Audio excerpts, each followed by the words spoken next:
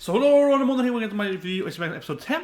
I find it a really good episode. I mean, it really gave us a lot of storytelling, right? It gave us a lot of backstory about both Elias, Lindel, even kind of Elias, I guess, grandmother, kind of in a way, right? Yeah, like the Lindell's master, which also gave him his name. So yeah, very important notes, very important backstory. Second half though, right? So first half was kind of funny, had some moments there, and definitely foreshadowed. Just like my granddaughter foreshadowed that Lindel had some past audio with Elias or her, right? So there was a lot of good stuff there. So first of all, Lindel definitely dressed like as a Sami, or Sam, as I say here, right? As I'm originally in Sweden. So, and they usually live in Norrbotten or Lapland, and also like northern Norway, like northern Trondheim, I guess, and so on, and Finland. But back in those stories, though, Finland and Sweden was the same country, though. So, well, probably earlier than that. I don't know, but something like that. So, I would definitely say that both Lindel and Elias then are from Sweden, right? Yeah. No, probably like Northern Scandinavia. Yeah.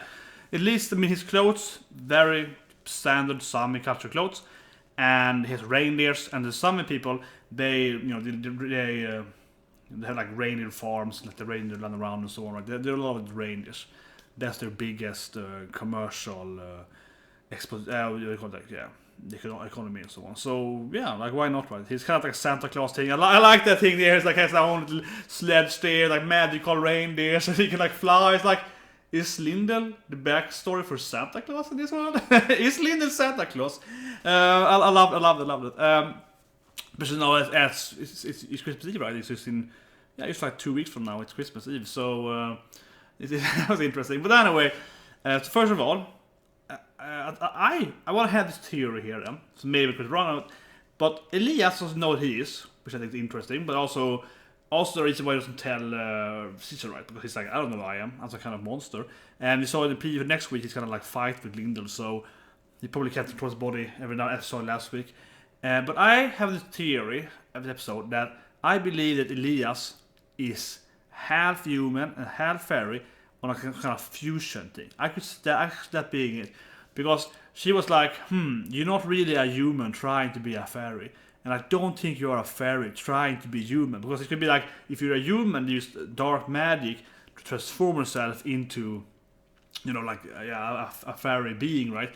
And that messed up, you could lose your memory, but it's like, that's not kind of what you are. So I want to guess this then, based on that he's not going from A to B or B to A, there's a mix of A and B. So I think that it would make sense that especially if it's a familiar then, so if he's an old magician guy, has his familiar, maybe because the familiar would die, and because if one of them dies, the other one dies and so on, right? So they fuse together with some dark magic for whatever reason, and that's how he is half human and half fairy at the same time.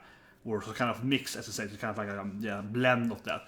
That's my theory. I think I'm right. I think I'm right. No, but that's my theory what Elias is.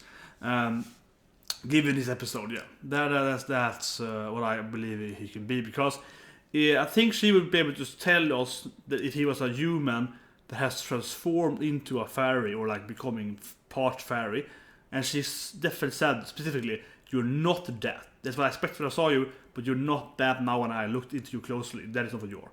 And she kind of briefly mentioned that maybe not otherwise either. That's kind of like flipped over there, but I think that could be the second thing I see that. Again, that would be more reasonable, I guess, if it's a fairy trying to be human as talking about. But I don't think that is right. I don't think no.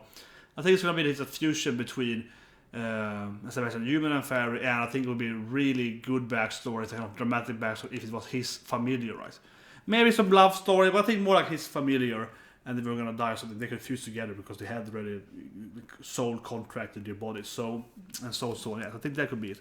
But anyway.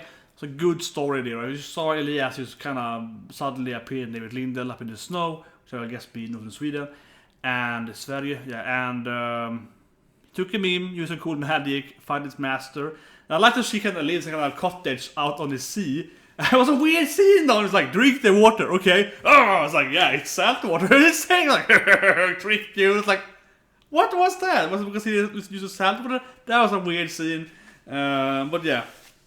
Then, of course, Lindel kind of see his son right in a way, and disciples, a mix of that. After the whole story there, and gets his name. Also, he got that like pendant necklace he has to, the green kind of an opal or something, or green and blue, right? That also definitely could be something in later stories. He has that still in the present time, right? And goes from the master of Lindel.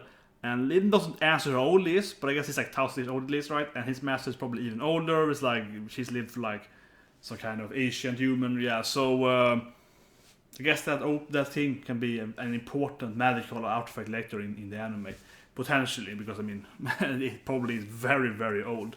It's probably extremely old, like 5,000 plus years, right? So there could be something as well. What more happened in the episode? The big dragon was apparently the kid dragon, of course.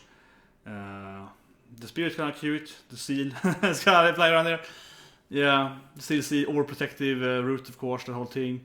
She's very physically impaired. It's a hard time for her. But yeah, I think overall it was a great episode. And it's gonna keep doing this flashback like next week, what we saw there, and there's gonna be some fight between them. But it doesn't seem to have and it must towards him though. So it's something uncontrolled, right? Really, as we saw with him and Shizu there. So it's some kind of uncontrolled thing where he can't really express body, right? And yeah. Last part, I guess, like what she said, and Elias.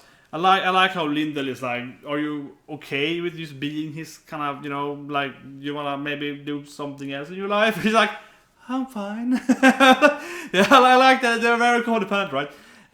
Like both leaving, he stands there like, oh, she left me. It's like they had been separated for like more than a few hours, right? Since the day they met, pretty much. They both kind of like weird, like, Elias, and they're just like, he's gonna be okay. he's okay since one day, man. It's like, go on. And he's standing there, she's and that was like, it's so quiet now. He doesn't speak much, but it's so quiet, it's so cold now. Yeah, and they're like both shocked being separated. They're very, very codependent. He's very extremely codependent, and that was a little weird. But I think it's good because she kind of got back and forth. Right? She kind of accepts anything weird.